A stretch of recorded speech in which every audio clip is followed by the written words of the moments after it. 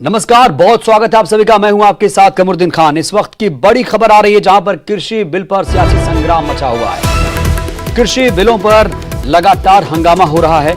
हरियाणा में कांग्रेस का जोरदार प्रदर्शन देखने को मिला। किसान संगठनों को कांग्रेस ने समर्थन दिया।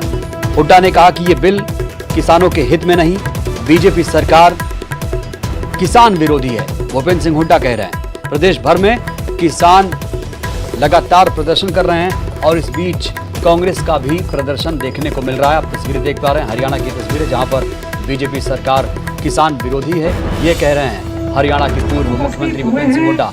और आप इन तस्वीरों के माध्यम से समझ रहे हैं किस तरीके से ये जो सियासी संग्राम है वो लगातार जारी है। तो कृषि बिल पर जो सियासी संग्राम है वो थमने का नाम नहीं ले रहा है। अब प्रदेश भर में सड़कों पर कांग्रेसी कार्यकर्ता उतर चुके हैं। बीजेपी सरकार को यहां पर किसान विरोधी बताया जा रहा है। तो कृषि बिल पर आपको बता दें, हालांकि अकाली दल भी लगातार विरोध कर रहा है।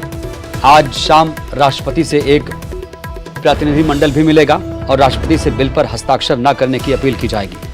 तो इस बीच कृषि बिल को लेकर जहां पर यह ऐतिहासिक क्रांतिकारी बिल बताया जा रहा है इसे, वहीं पर कांग्रेस इसे किसान विरोधी बता रही है।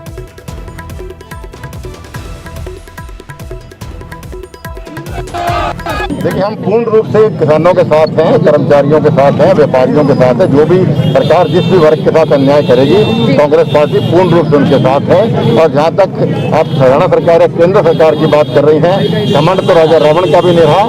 इनका घमंड आने वाले समय में प्रदेश है परदेशी अपनी कमियों को छुपाने के लिए आज किसान को बहकाने पे लगे हुए हैं। ये तो वो काम करने जा रहे हैं कि जिस प्रकार एक गरीब का बच्चा अपनी माँ से खिलौने मांग रहा था और कह रहा था कि माँ मुझे खिलौना ले दे, उसका रोने लग गया। उसका बाप पूछने लगा कि क्या मांगता है, कहता है खिलौना मांगता है।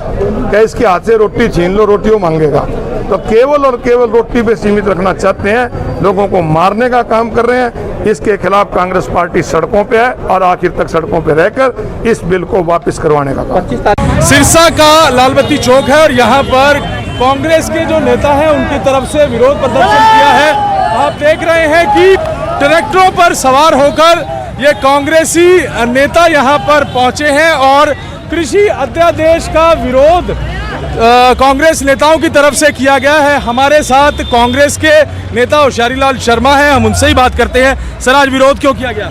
आज ये विरोध इसलिए किया गया है कि केंद्र सरकार ने किसानों के खिलाफ, आढ़तियों के खिलाफ, मजदूरों के खिलाफ एक काला कानून पास करवाया है और कांग्रेस पार्टी इस बात का विरोध करती है। ये काला कानून जो है किसानों को बर्बाद कर देगा, आढ़तियों को बर्बाद कर देगा, मजदूरों को बर्बाद कर देगा। इसलिए सारे हरियाणा के अंदर, सारे देश के अंदर कांग्रेस पार्टी एक आंदोलन छेड़ेगी और जब तक ये कानून, काला कानून वापस नहीं होता, कांग्रेस पार्टी संघर्ष करेगी। तो आपको बता दें, हरियाणा में तो प्रदर्शन चल रहा है। इस बीच फरीदाबाद में भी कांग्रेस कार्यकर्ताओं ने जबरदस्त तरीके से विरोध प्रदर्शन किया है। तस्वीरें आपके सामने हैं, ये देखिए। सरकार के खिलाफ जमकर नारेबाजी की जा रही है। कृषि बिल के विरोध में कांग्रेस ने फरीदाबाद के लघु सचिवालय तक ट्रैक्टर रैली निकाली। पहले सेक्टर 12 में ये सभी एकजुट हुए और फिर ट्रैक्टर पर सवार होकर कांग्रेस कार्यकर्ता लघु सचिवालय तक पहुंचे, जहां इनकी रैली खत्म हुई। कल प्रदेश भर में किसानों ने अपना विरोध जताया था और फिर आज कांग्रेस ने शक्ति प्रदर्शन किया। कृषि बिल के विरोध में जमकर नारेबाजी की गई।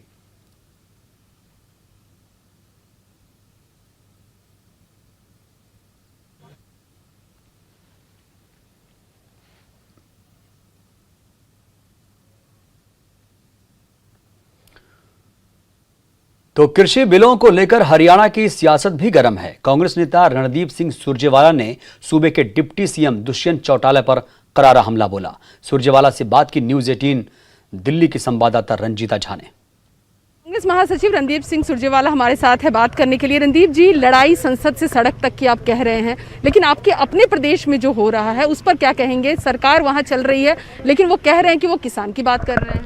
पूरे देश में अब एक बात साफ है, मोदी जी किसान के लिए हानिकारक हैं। मोदी जी खेत और खलिहान के लिए हानिकारक है।